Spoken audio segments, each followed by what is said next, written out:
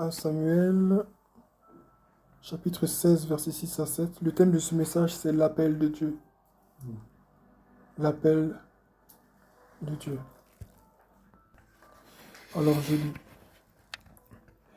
Lorsqu'ils entrèrent, il se dit.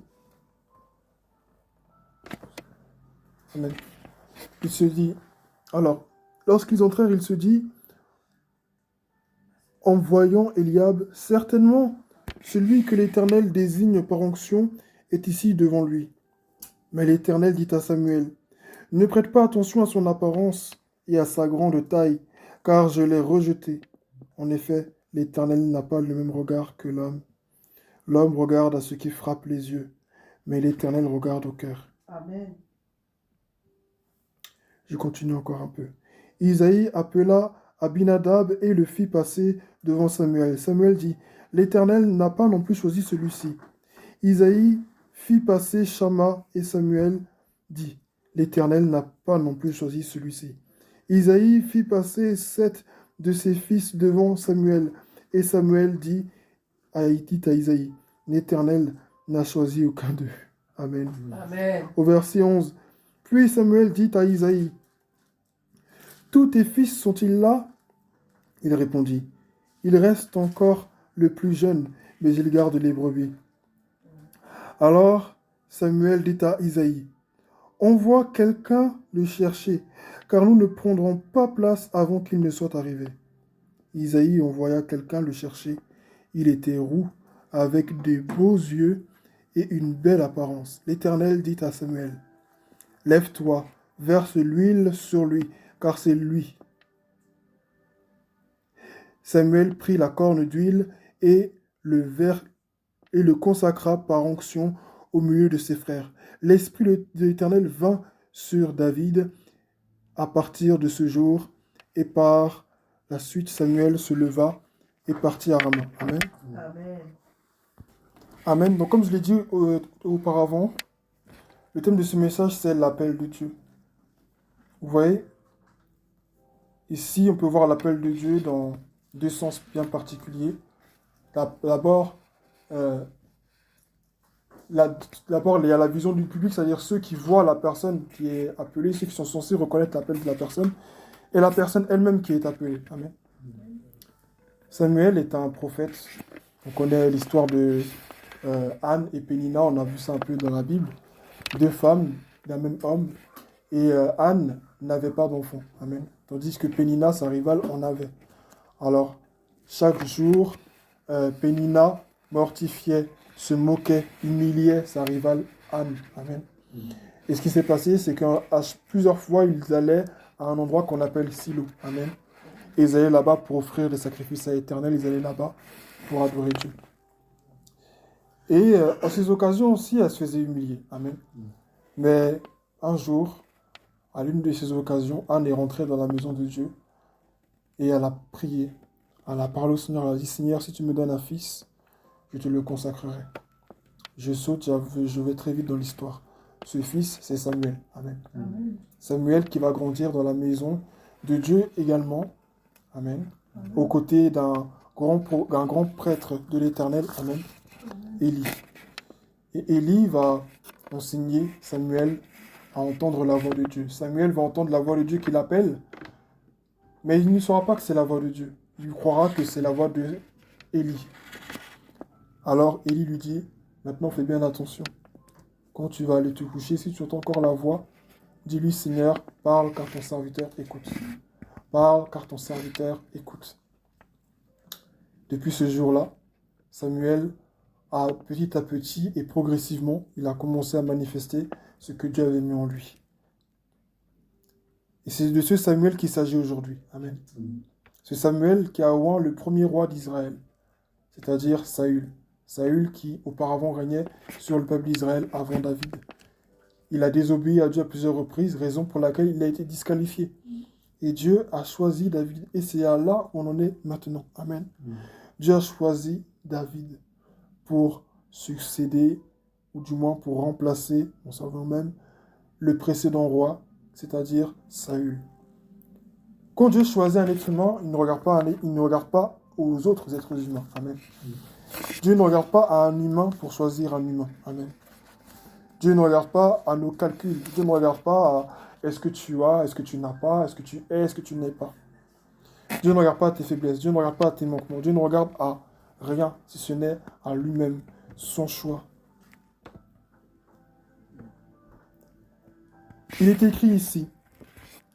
Mais l'Éternel dit à Samuel, ne prête pas attention à son apparence et à sa grande taille, car je l'ai rejeté. En effet, l'Éternel n'a pas le même regard que l'homme. L'homme regarde à ce qui frappe les yeux, mais l'Éternel regarde au cœur. Lorsque Dieu choisit une personne, souvent on ne le remarque même pas.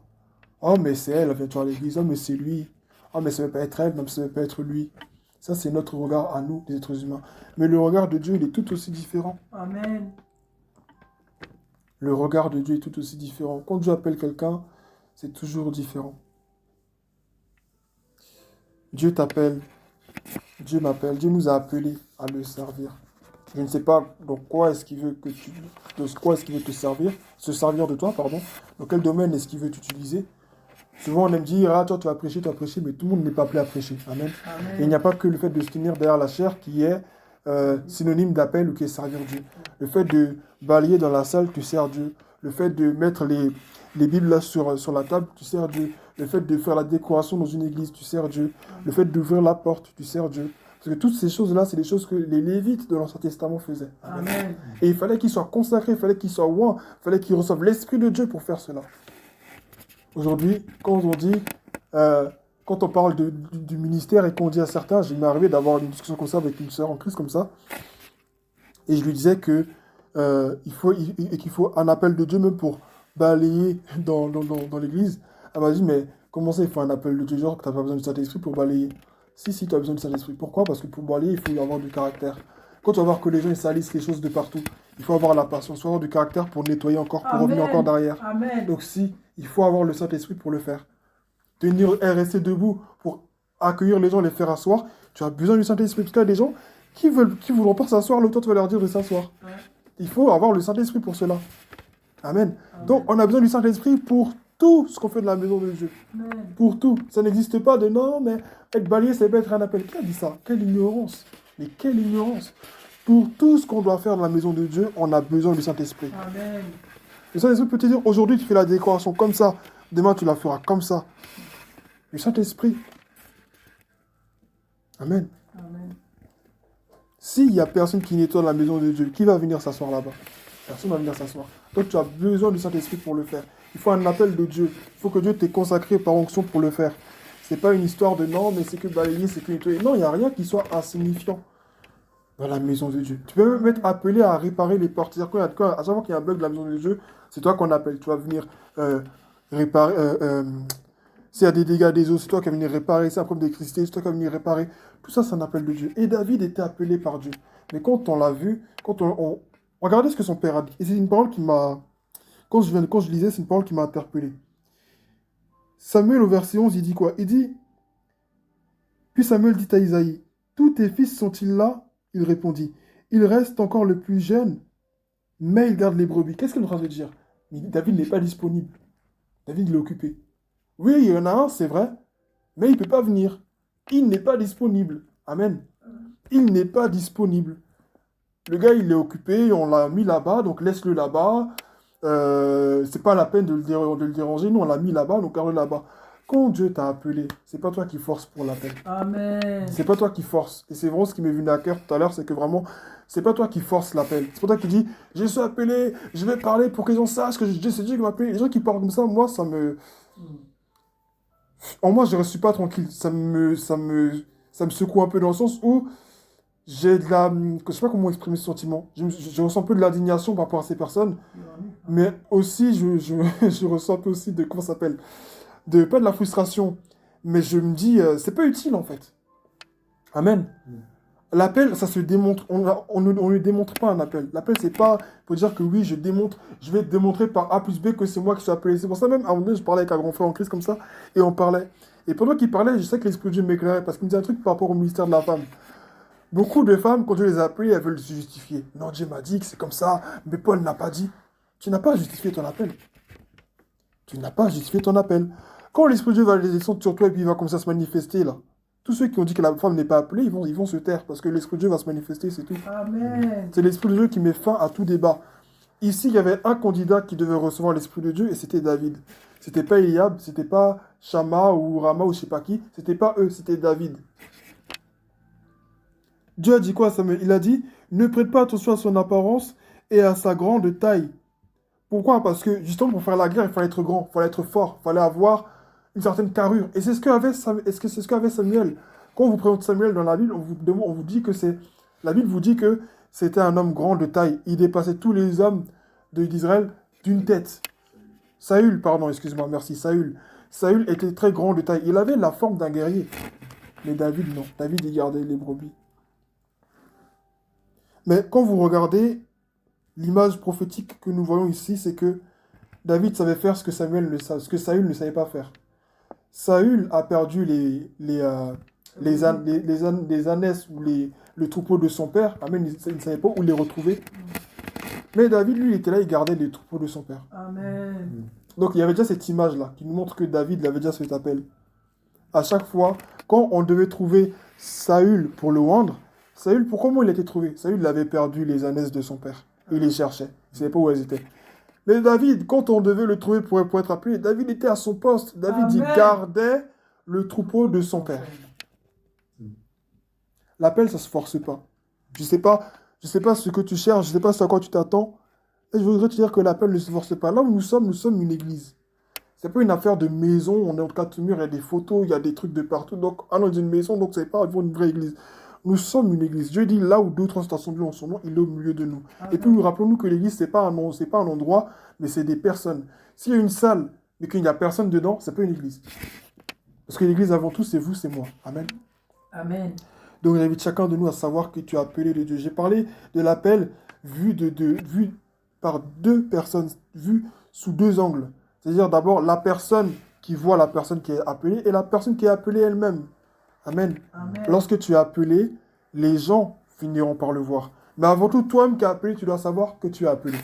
Ah. C'est-à-dire, même si les gens ne te reconnaissent pas, le but n'est pas d'être reconnu comme étant appelé.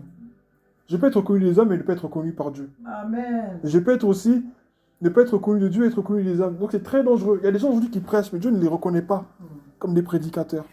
C'est vrai, Dieu fait grâce, parce que Dieu, ils se présentent en fait comme des canaux. Donc Dieu va les utiliser. Amen. Dieu va les utiliser parce qu'ils se présentent comme des vases que Dieu remplit. Ils se présentent comme des outils. C'est normal que Dieu les utilise. Amen. Amen. C'est normal que Dieu les utilise. Tu peux avoir plusieurs stylos, plusieurs trucs dans ta trousse. Certains ont une belle apparence, certains ont une moins belle apparence. Mais des fois, tu vas en utiliser certains parce que, écoute, c'est ce que tu as, donc tu fais avec. Dieu, c'est pareil. Il utilise ce qui est là, ce qui se présente. Amen. Amen. Ici, c'était David que Dieu voulait utiliser.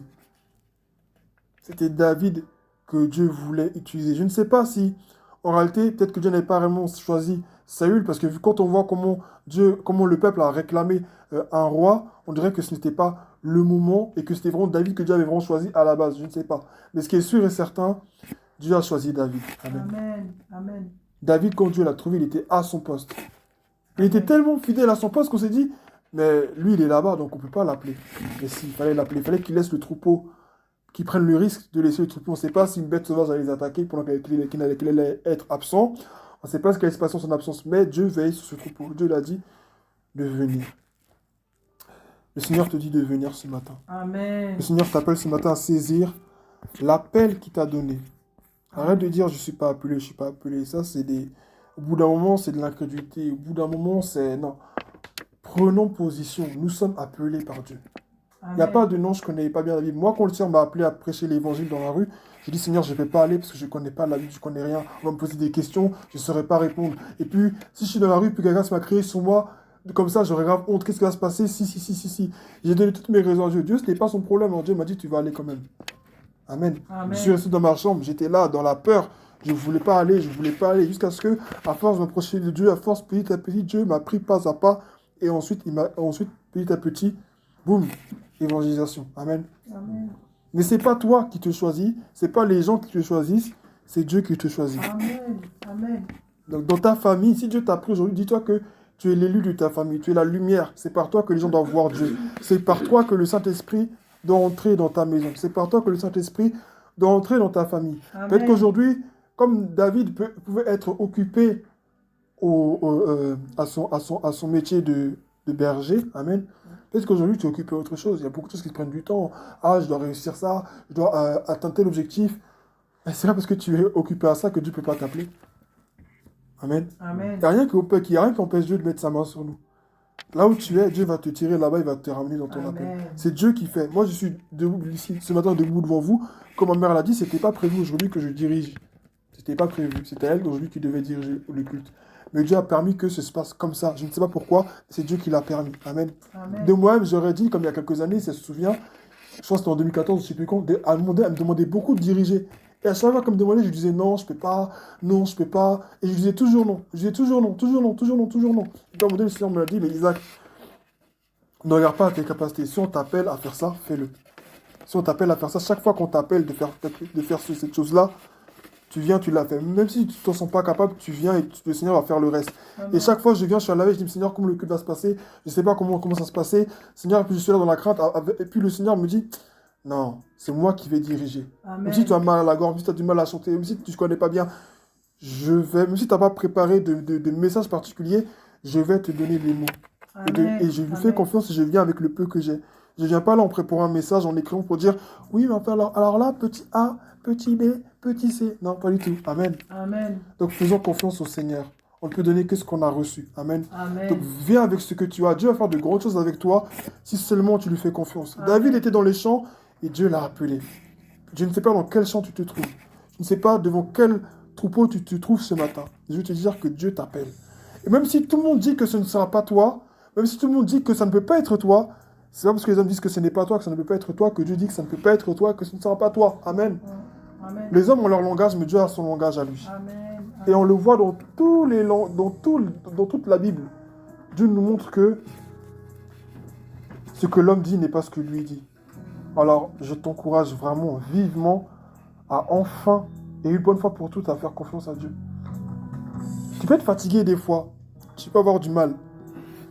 De même dans ta fatigue, Dieu, il est là. Amen. L'Esprit de Dieu est descendu sur David. Qu'est-ce qui est écrit ici? Il dit, l'Éternel dit à Samuel, lève-toi, au verset 12. Lève-toi, verse de l'huile sur lui, car c'est lui. Car c'est lui. C'est Dieu qui désigne. Il a dit quoi? C'est lui. Non, c'est lui. À un moment donné, ce qui me faisait rire, au verset 10, c'est quand il est écrit que Isaïe fit passer Isaïe fit passer 7 de ses fils devant Samuel, et Samuel dit à Isaïe, l'Éternel n'a choisi aucun d'eux. Mais là, tu te dis, mais il y a désespoir. Dieu n'a choisi aucun d'eux. Ça veut dire quoi, Dieu n'a choisi aucun d'eux? Mais eux tous n'étaient pas là. Amen. Amen. Dieu ne se trompe pas. C'est-à-dire, des fois, Dieu va tomber quelque part. Tu vas avoir l'impression que les choses n'ont pas marché quand tu es appelé de Dieu. Amen. Tu vas avoir l'impression que les choses n'ont pas marché. Mais sois un peu patient. Tu vas voir qu'il y a quelque chose qui arrive. Amen. Ici, Amen. quand on regarde la scène, on se dit, mais toutes les fils étaient là. Donc au final, Dieu, tu m'envoies ici. Pourquoi? Pourquoi tu m'envoies ici? Au final, toutes les fils étaient là. Tu me dis, non, c'est pas lui. Non, c'est pas lui. Non, c'est pas lui. Non, c'est pas lui. Dieu ne va pas te dire non pour beaucoup de choses sans te dire oui pour une seule chose.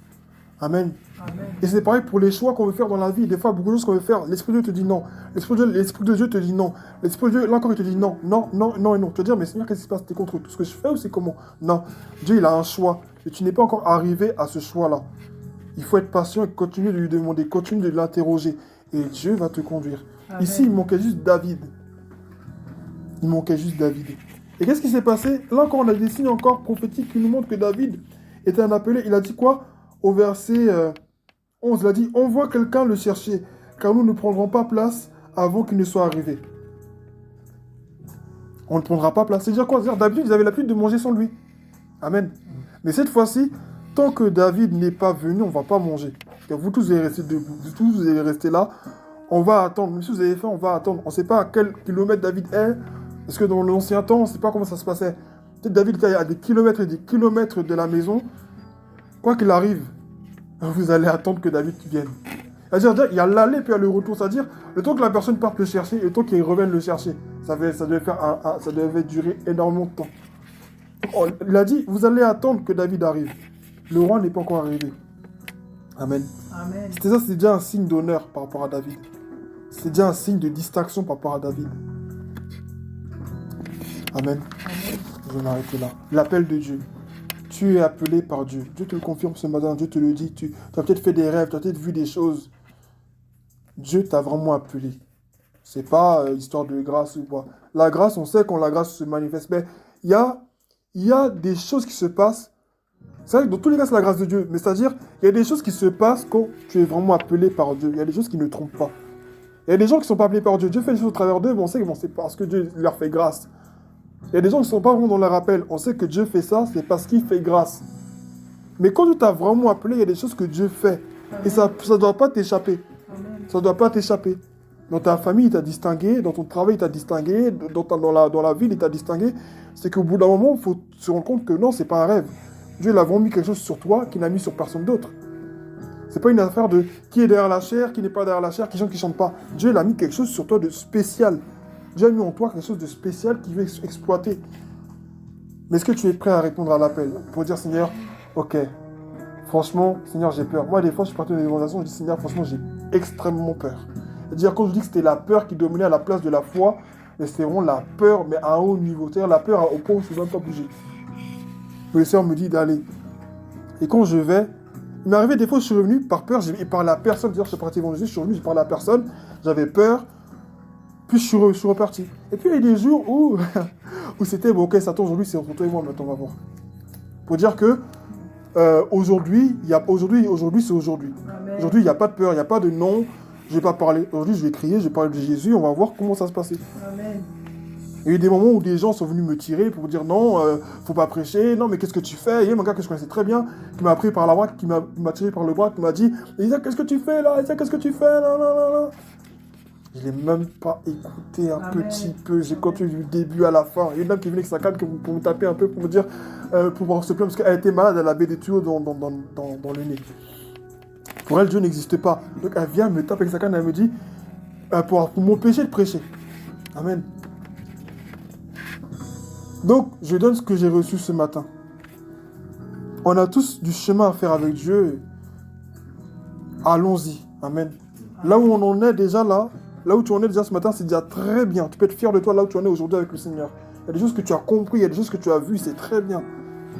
Mais c'est rien du tout par rapport à ce que Dieu a prévu. Amen. Par rapport à ce que Dieu veut faire dans l'avenir. Et il faut lui faire confiance. Laisse-toi emmener, laisse-toi entraîner par le Saint-Esprit. Arrête de résister. Il faut dire non, mais en fait, non. Dieu n'est pas dans tout ça. Moïse a donné ses arguments à Dieu. Dieu, c'était quoi à la fin? Je t'ai appelé, tu vas aller. Gédéon a donné ses arguments à Dieu. Ça s'est fini comment? Tu es appelé par Dieu. Dieu s'en fout de nos arguments. Honnêtement. Dieu n'en a que faire de nos arguments. C'est pas qu'il n'en prend pas compte. Mais c'est que le plus important, c'est ce que lui t'a dit. Il sait très bien que tu as tel défaut. Il sait, tu n'as rien à lui apprendre sur toi. Dieu sait très bien. Dieu sait toutes choses. Mais si Dieu t'a appelé en tant que femme, en tant qu'homme, en tant que jeune dans ta famille, même si ta famille dit que tu n'es pas crédible, devant Dieu, tu es crédible. Même si devant ta famille, tu n'es pas crédible, devant Dieu, tu es crédible. Parce que la famille vont dire quoi? Mais lui, on a l'habitude, il fait ça avec nous, elle a fait ça avec nous, tel endroit avec nous, comment ça aujourd'hui tu nous parles de Dieu? Donc c'est quoi? Parce qu'il y a le feu, donc on va tous rester dans le feu? C'est ça? Non? Il faut bien qu'au bout d'un moment, il y en a un qui dise, mais non, c'est pas normal, il faut éteindre le feu, ou non, il faut sortir de la boue, ou non, il faut sortir de là. Il faut au bout d'un moment qu'il y en ait un qui dise stop. Et ça commencera par toi. Si tu es là ce matin, tu dois savoir. N'attends pas de rêve ou de prophétie. C'est par toi que ça va commencer. Et point à la ligne. C'est par toi que ça va commencer le réveil dans ta famille. Mais est-ce que tu es dans cet esprit-là de dire, Seigneur, ok, maintenant je suis là. Et petit à petit, et je finirai par là. Je ne t'encourage pas à te brusquer toi-même. Amen. C'est-à-dire, tu rentres là chez toi, boum, tu commences à prêcher. Après, si tu le fais, tant mieux. Mais c'est pas ça quand Dieu t'appelle directement. Déjà, toi-même, entre toi et Dieu. Parce que Dieu, en fait, il te veut plus toi que ton ministère, plus toi que ton appel. Amen. Amen. Amen. Avant tout, Dieu veut avoir une relation avec toi. Dieu n'est pas plus attaché à ton ministère, à ce que tu vas faire, qu'à ta personne. Amen. Dieu veut ta personne avant tout. Amen. L'Esprit de Dieu, avant que David ne tue un géant, avant que David n'aille tuer des bêtes sauvages, avant que David ne devienne roi, David avait besoin de recevoir l'Esprit de Dieu sur lui. Amen. Donc Dieu veut d'abord ce contact avec toi d'abord, avant de t'emmener ailleurs ou autre. Dieu veut d'abord ce contact avec toi. Amen. Amen. Et il faudrait que tu sois là. où Dieu t'appelle. Si tu veux venir aux réunions, viens aux réunions. Si chez toi, si tu veux prier, prie. Mais il faut que tu sois là où Dieu t'appelle. Que Dieu soit béni. Amen. Amen.